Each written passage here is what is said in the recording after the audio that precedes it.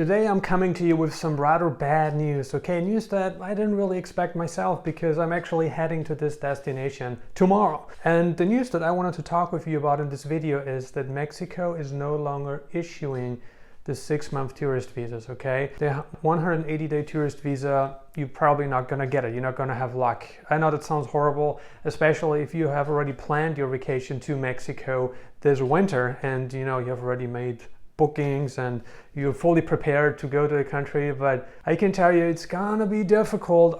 If you have luck, you may still be able to get it. However, what I really wanted to talk about in this video is a few things that you can do if you wanna still stay in Mexico for the long term, and some alternatives if Mexico is not the right fit for you anymore. Would it be financially? Maybe you can't apply for the residence permits that Mexico offers.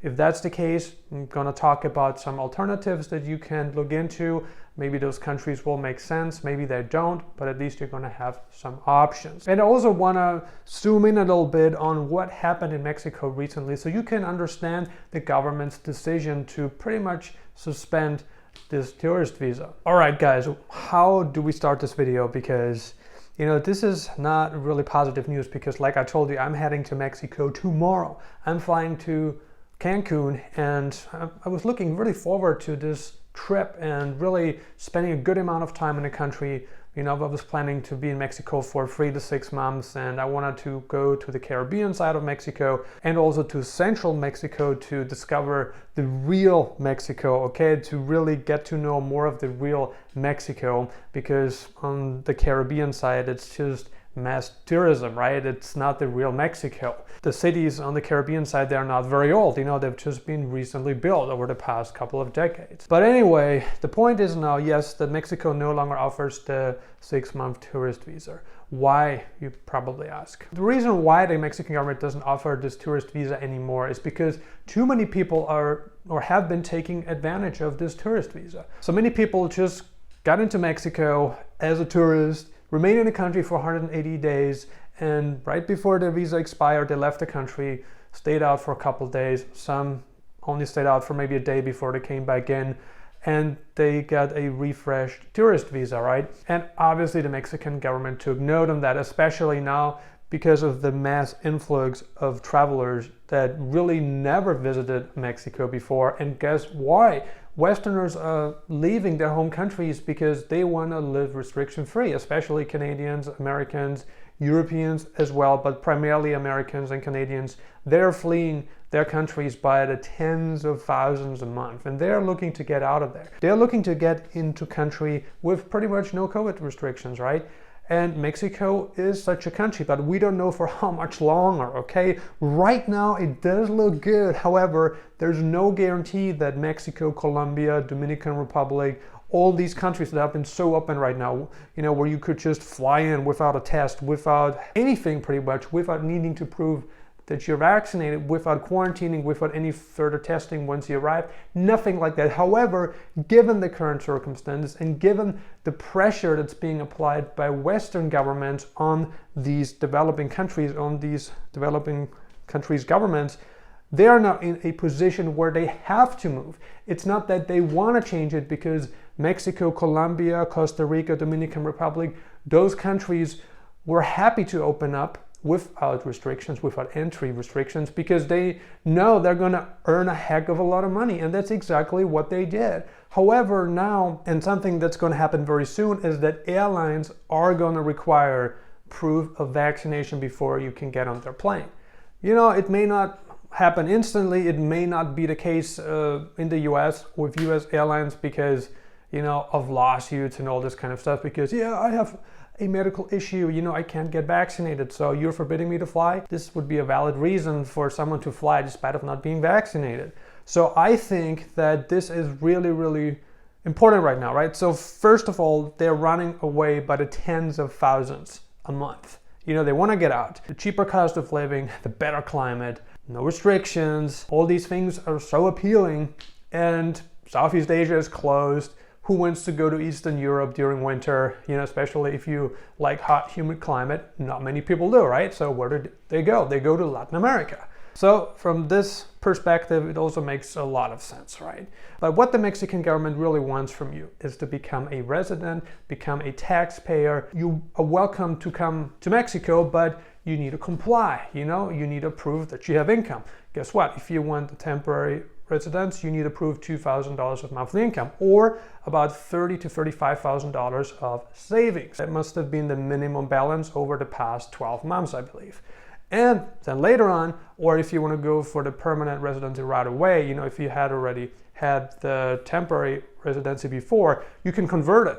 But the income requirement is even higher. So for the permanent residency, you would need $3,000 a month in income, or over $100,000, I think $110,000 in savings. So these numbers, it is not like millions of dollars that you need to prove, right? But for some people, these numbers are not feasible, still not. So what do people do? They leave, they come back in. The Mexican government doesn't want that. And another reason why the Mexican government doesn't want for you guys to come in and live in Mexico on a tourist visa is, like I said, because you're not paying taxes, and because you're also not a heavy spender. You're not like someone that just comes to the country for a couple of weeks and blows a couple $1,000. No, you are living in Mexico. And if you're living in Mexico, you're living on a budget. Whatever your budget is, $2,000 a month, $3,000, $4,000 a month, right? But you're not spending on the tourism sector, what this visa is actually for. Instead, you're living in Airbnbs, you are like maybe getting a long-term rental contract, right? All these things the Mexican government noticed already a long time ago, obviously, but it has become a lot more obvious in recent days because of the mass influx of foreigners into Mexico, like I said. Now, all is not lost yet, okay? You can still go to Mexico, but if you've been to Mexico over the past year, especially for an extended stay, chances are you're not gonna get a long-term visa. You're not gonna get the 180-day tourist visa this time because you already got it before. So chances are you're gonna get the 15 days, and with 15 days, what are you gonna do with 15 days? You can probably spend some time in Mexico, but it's not enough for you to explore the country. It's just enough to stay in one specific location and then leave to wherever you want to go. This is a really huge problem right now, huge problem. And so what do you do if you have already planned, if you coming from overseas, for instance, I'm coming from Europe, right? I'm flying in from Spain because I've been in Tenerife for the past 3.5 months. So I'm flying in, I had the expectation I'm going to stay for a couple months, but doesn't seem to be possible. However, maybe I'm lucky, but can't be entitled. It could be, could not be. It's difficult to tell, right? But what you can do is you can look at Costa Rica or Colombia. Those countries haven't really changed their visa policy. You can go there. You're not going to get 180 days, but at least you get 90 days, which is a good amount of time, And if you find a place like Costa Rica, if you find a specific area attractive and you want to stay for longer, yeah, you could just leave. You can go to Mexico, to Panama, wherever you want to go, and then you can come back into the country and probably get another 90 days. Now, this is an option, right? Another option would be maybe Argentina or Chile, Uruguay. These countries are options. The weather is going to be good during winter because the seasons are reversed, right? You can go there. If you want to go to Southeast Asia, it's going to be tricky. Flights are not that cheap right now if you want to go to Southeast Asia, but that's not the biggest problem. Right? The biggest problem is, can you live the Southeast Asia routine? Can you really enjoy intercontinental travel freedom? And if you cannot enjoy intercontinental travel freedom, then how much is it really worth going to Southeast Asia these days? To me personally, it isn't worth that much because I just don't only want to stay in Vietnam. I want to be able to have the freedom to travel to places like the Philippines, to Thailand, to Malaysia, to Singapore. Just have that nice and soft and smooth and delicious taste in my mouth again. But I know that this is not going to happen. And if you're unvaccinated, you're never going to get back to Asia. I know that's heartbreaking. It's tough to hear. However, it is the truth. It is the truth. And we've been observing this right now. And we've been talking about the most open regions in the world. We've been talking about Eastern Europe, Latin America. The southern US states, Florida, Texas are pretty good. If you want to go to Africa, is also good, but not that many choices in Africa. Plus, if you want to have a good life in Africa, it's definitely more expensive because things need to come a long way to get to Africa, right? And it's not that developed in all areas yet. It's just certain places that are very developed, right? But it is an option. For Mexico right now, don't go to Mexico with the expectation that you're gonna get that 180 days because you're not going to be happy when you go there and end up not getting it. But anyway, this is a tough one right now. And once I arrived in Mexico, I want to do another video on really all the recent changes that happened and how I see this progress over the next couple of months, because we can now see Latin countries are giving in. Latin countries are putting restrictions not only on their own citizens but on travelers as well. And I really believe that this is expected to get worse before it gets a lot worse. And what I mean by it will get a lot worse before it gets a lot worse is that it gets a lot worse for the unvaccinated. A lot of you guys, you want to go to these countries because they're open, because they are restriction free, because you don't need to prove that you're vaccinated. You don't need to do any testing, nothing. That's why you're going there. However, it doesn't mean it's going to continue like this. It could not, but I just think it's not going to continue, okay? Because Western governments are putting a lot of pressure on Latin countries, on Eastern European countries, and they're going to have to make a decision. And they are going to have to decide, what do we want? Do we want to fall in line with all the other countries, play by the rules, be a good group member, because that's what it's all about? Or do we want to continue like this? Because the countries that are open for tourism restriction free, that list is getting smaller and smaller and smaller.